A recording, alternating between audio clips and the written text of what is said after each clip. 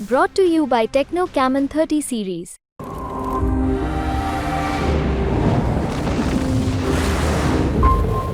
बाकी सब जितने भी असत्य बोलने वाले हैं उनको इलेक्शन कमीशन की कोई बाइंडिंग नहीं है। सबको खुली छूट है पतंग उड़ाने की, अपने अपने आंकड़े फेंकने की, हमको जोर जोर से चैलेंज करने की, क्योंकि उनके पता है कि मेरे हाथ बंधे हैं तो मैं उनके चैलेंज का जवाब नहीं दे सकता।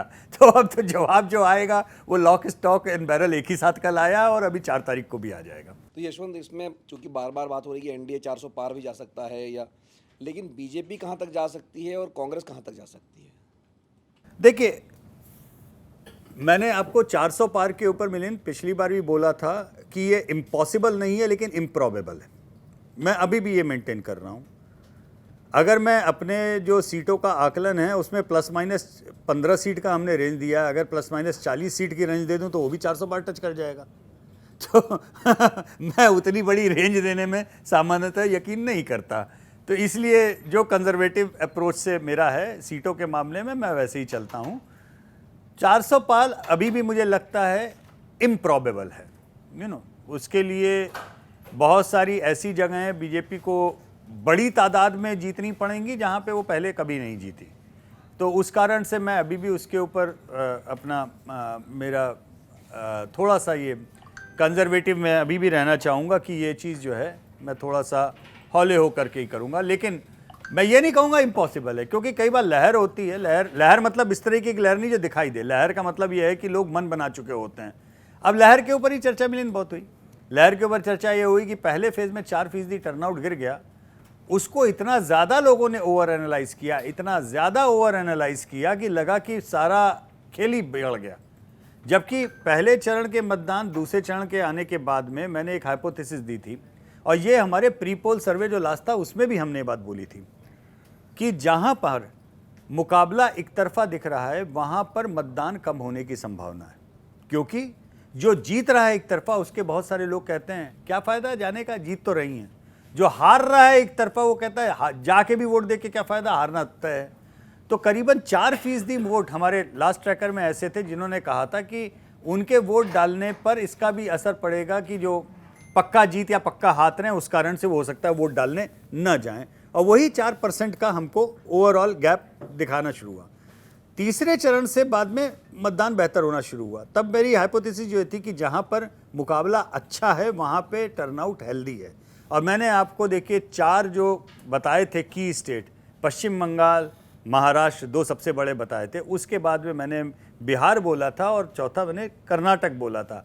अगर आप देखेंगे तो बाकी राज्यों के मुकाबले इन सब का टर्नआउट बहुत हेल्दी और बहुत अच्छा रहा। और यहाँ तक कि अगर आप ध्यान दें, जिन राज्यों में टर्नआउट गिर गया, राजस्थान में टर्नआउट बुरी तरह गिर गया, लेकिन राजस्थान के अंदर जिन 5 सीटों पे मुकाबला अच्छा था वहाँ टर्नआउट बढ़ गया। बाड़मेर में टर्नआउट जंप कर गया, तो राज्य के औसत से उसका टर्नआउट ज़्यादा बेहतर हो गया।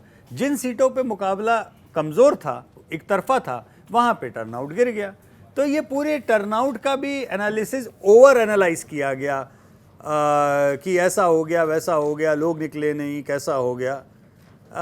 अब चूंकि हम एक सीमा से ज़्यादा कुछ भी बोलते तो उसका एक तरह से अर्थ ये निकाला जाता कि हम एग्जिट पोल के डेटा को देख करके हम लीक कर रहे हैं। इसलिए बहुत सावधानी से, इतना ज़्यादा कुछ और न सही तो कम से कम मुझे लगता है कि सारे जो पोलस्टर जो अच्छा काम करने वाले हैं उनको धैर्यता, अखिल भारतीय धैर्यता पुरस्कार तो एक मिल ही जाना चाहिए। जो पिछले 8 हफ्तों से हम धैर्य रख के मुख पे ताला लगा के और दाएं बाएं करते हुए निकल रहे हैं आप लोगों के सामने से, उसका एक अवार्ड तो हम लोगों को मिल ही जाना चाहिए।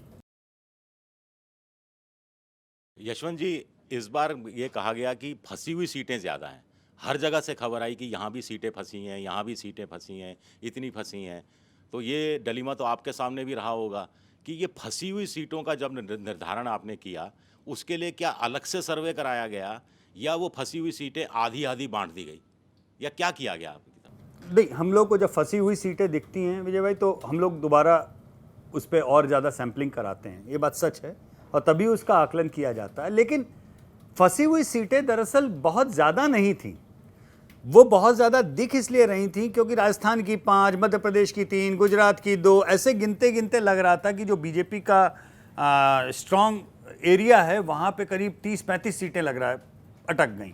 और 30-35 सीटों का आकलन क्या हुआ कि आप दो तरीके का ऑब्जर्वेशन होते हैं, एक तो क्वालिटेटिव रिसर्च होता है, क्वांटिटेटिव रिसर्च होता है। डेटा अपनी जगह आता है, लेकिन बाकी जो फील्ड रिसर्चर हैं वो बहुत सारे लोगों से बात करके क्वालिटेटिव फीडबैक भी बहुत सारा इकट्ठा करते हैं। उनका हमारी क्वालिटेटिव टीम का कहना था कि सर बिकॉज ये वेवलेस इलेक्शन लग रहा था, कोई पिछली बार का पुलवामा या उसके पहले का बदलाव का वैसा कोई सड़क पे लोग झंडा और मशाल लगा के दिखाई नहीं दे रहे थे, तो वेवलेस दिखने के कारण लोग लोकल एनालिसिस में बहुत ज़्यादा घुस गए, क्योंकि जब वेव होती है तो लोग दिमाग लगाना बंद कर देते हैं, अरे छोड़ हो गया। अभी एकदम से लगा कि वेव नहीं है, इतना ज़्यादा लोगों ने पीएचडी कर डाली एक एक बूथ के ऊपर कि यहाँ पे ये जाति का ये समीकरण और वो जाति का वो समीकरण, कि अंत में भयानक कंफ्यूज होकर के वापस लौटे। तो वो ज़रूरत से ज़्यादा ज्ञान प्राप्ति की हो गई उनको। और फिर अंत में जब बैठ करके उन्होंने डेटा देखना शुरू किया तो बोले कि इतना 10-10% का अगर गैप है तो ये बिना मतलब की हवाबाजी फील्ड में चल रही थी कि बड़ा कड़ा संघर्ष है, बड़ा सड़ा संघर्ष है। तो दोनों चीज़ें हुई। आपके सवाल का जवाब ये है कि एक तो हमने दोबारा बड़ी सैम्पलिंग उस जगहों की कराई जहाँ पे कड़े मुकाबले की बात हो रही थी। उसके अलावा ये भी हुआ कि हमें समझ में ये भी आया कि जो कड़ा मुकाबला फील्ड से कह रहे हैं वो बेचारे गलत नहीं कह रहे हैं, जस्ट दैट कि उनको लगा कि वेव नहीं है, इसलिए स्थानीय रुझान और स्थानीय समीकरणों को वो इतना ज़्यादा मथने लगे कि वो एक ब्रॉड पिक्चर जो है ना, उस ब्रॉड पिक्चर को, राजस्थान की जैसे बात कीजिए, अब 5 सीट फंसी है, 5 सीट फंसी है, 5 सीट फंसी है, इसके ऊपर इतना ज़्यादा कीर्तन हो गया कि इस पर कोई ध्यान ही नहीं दे रहा था कि आप पहली बात आप जब बोल रहे हो 5 सीट फंसी है तो दूसरी तरफ आप ये स्वीकार कर रहे हो कि 20 सीट क्लियर है। तो किसी राज्य की 5 में से अगर 25 में से 20 सीट क्लियर है, इसका मतलब उस राज्य का ओवरऑल रुझान किस तरफ है ये समझिए। 5 नहीं, राजस्थान में तो बहुत फंसी। नहीं फंसी नहीं, लास्ट में आते आते 5 के ऊपर बात हुई कि भाई ये 5 तो अटक गई। ठीक है, अब उत्तर प्रदेश में जैसे एक चीज आप बताइए, अभी आपने कहा कि लहर नहीं थी, अब ये लहर, आंधी, तूफान, लहर से चीजें तात्पर्य ये मैंने और ही एक बार दिखती है बोला ना था। सर। मैं तो इतना मैंने कवर किए, इतने इलेक्शंस किए हैं। पुलवामा में, मैं राजस्थान में पुलवामा से पहले गया, दिख रहा था कि कांग्रेस खाता खोलती हुई दिख रही है। पुलवामा के बाद में गया तो मैंने खुद मैं लोगों से कहता था यार कोई सीट तो बताओ जहां से कांग्रेस जीत सकती है। 200 सीट मैंने आइडेंटिफाई की थी, वहां भी कांग्रेस हारी, लेकिन सिर्फ 78,000 से हारी, सबसे कम अंतराल से हारी, लेकिन हारी। और इस बार मुझे भी क्यों दिखता है कि ये भी फंस गया है, ये भी मस गया है। यहाँ इस जाति ने अगर इस जाति के साथ मिलकर काम किया तो चुनाव निकाल दिया जाएगा। अभी भी आप जी जानते हैं, मैं बहुत सी सीटों का भी नाम ले सकता हूँ, यहाँ भितरघात कम हुआ तो यहाँ ये रिजल्ट होगा। इस बार इतना लोकलाइज्ड मामला हो गया है, तो मेरे जैसा आदमी भी बहुत सारी सीटों को लेकर कंफ्यूजन में है। नहीं तो उसमें आप गलत उस नहीं, confusion से कैसे निकलेंगे? कंफ्यूजन होना इसलिए लाजमी है।